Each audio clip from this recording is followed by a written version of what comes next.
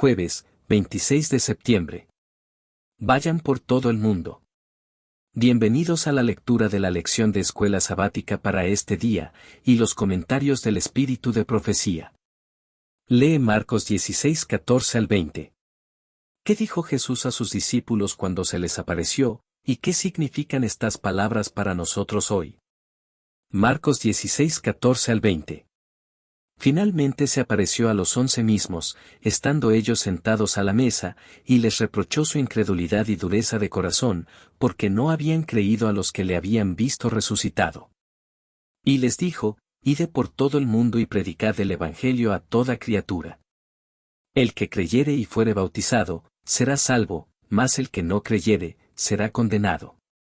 Y estas señales seguirán a los que creen: en mi nombre echarán fuera demonios, hablarán nuevas lenguas, tomarán en las manos serpientes, y si bebieren cosa mortífera, no les hará daño, sobre los enfermos pondrán sus manos, y sanarán. Y el Señor, después que les habló, fue recibido arriba en el cielo, y se sentó a la diestra de Dios. Y ellos, saliendo, predicaron en todas partes, ayudándoles el Señor y confirmando la palabra con las señales que la seguían. Amén. Las primeras palabras dichas por Jesús a sus discípulos, después de su resurrección, solo aparecen registradas en forma de discurso indirecto en Marcos 16, 14. Allí los reprende por su incredulidad y dureza de corazón. Como hemos visto, los primeros discípulos de Jesús ya tenían problemas para creer, Mateo 28, 17, Juan 20, 24 al 29, a pesar de estar con Jesús en persona y haber visto sus milagros vez tras vez.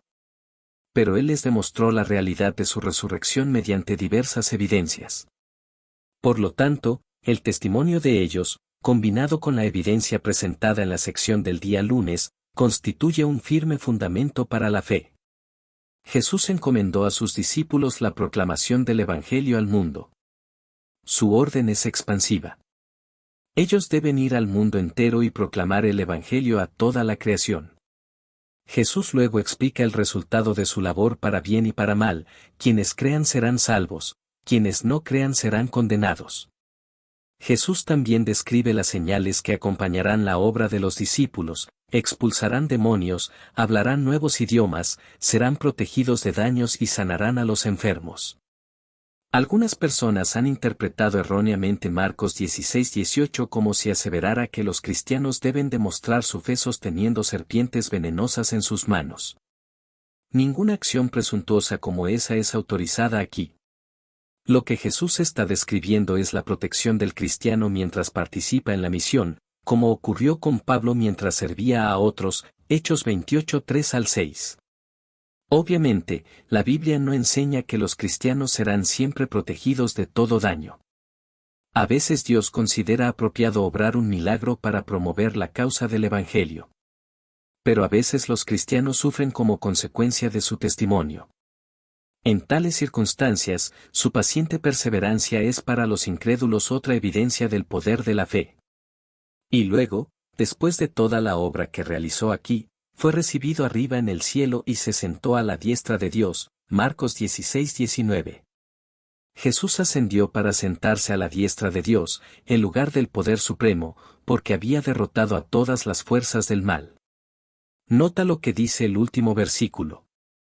Aunque ellos predicaron en todas partes el Evangelio, no fueron solos. Y el Señor los ayudaba, y confirmaba la palabra con las señales que seguían, Marcos 16, 20. Él estaba con ellos y promete estar con nosotros ahora mientras continuamos la obra que ellos comenzaron. Yo estoy con vosotros todos los días, hasta el fin del mundo, Mateo 28, 20. ¿Qué consuelo podemos recibir y deberíamos recibir de esta promesa a medida que procuramos también proclamar el Evangelio en todas partes? Comentarios del Espíritu de Profecía. Jesús había intentado varias veces descorrer el velo del futuro ante sus discípulos, pero ellos no se habían interesado en pensar en las cosas que él decía. Por causa de esto, su muerte los había sorprendido, y ellos, al recapitular el pasado y ver el resultado de su incredulidad, se llenaron de tristeza. Cuando Cristo fue crucificado, no creyeron que resucitaría. Él les había dicho claramente que se levantaría al tercer día, pero ellos, perplejos, deseaban saber qué quería decir. Esta falta de comprensión los dejó enteramente desesperados en ocasión de su muerte. Quedaron amargamente chasqueados si hubieran creído las palabras del Salvador, cuánta tristeza hubieran podido evitar.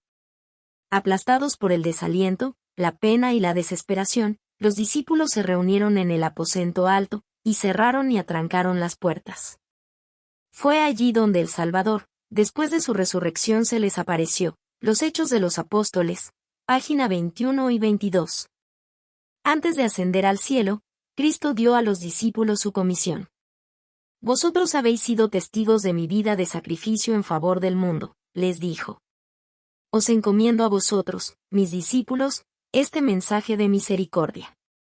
Ha de darse tanto a los judíos como a los gentiles, primero a Israel y entonces a todas las naciones, lenguas y pueblos. Todos los que crean integrarán una iglesia. La comisión evangélica es la magna carta misionera del reino de Cristo. Los discípulos habían de trabajar fervorosamente por las almas, dando a todos la invitación de misericordia. Los Hechos de los Apóstoles, páginas 22 y 23. Así como el sol es luz, vida y bendición para todo ser viviente, los cristianos deberían ser la luz del mundo mediante sus buenas obras, su alegría y su valor. Así como la luz del sol aleja las sombras de la noche para derramar su gloria por valles y colinas, el cristiano debe reflejar el sol de justicia que resplandece en él. Ante la vida consecuente de los verdaderos seguidores de Cristo, la ignorancia, la superstición y la oscuridad desaparecerán, así como el sol disipa las sombras de la noche. De la misma manera los discípulos de Jesús irán a los lugares tenebrosos de la tierra, para diseminar la luz de la verdad hasta que la senda de los que se hallan en tinieblas sea iluminada por la luz de la verdad. Cada día con Dios. Página 90. Teniendo tal perspectiva delante de nosotros, tan gloriosa esperanza, semejante redención que Cristo compró para nosotros con su propia sangre, ¿callaremos? ¿No alabaremos a Dios con voz fuerte, como lo hicieron los discípulos cuando Jesús cabalgó entrando en Jerusalén?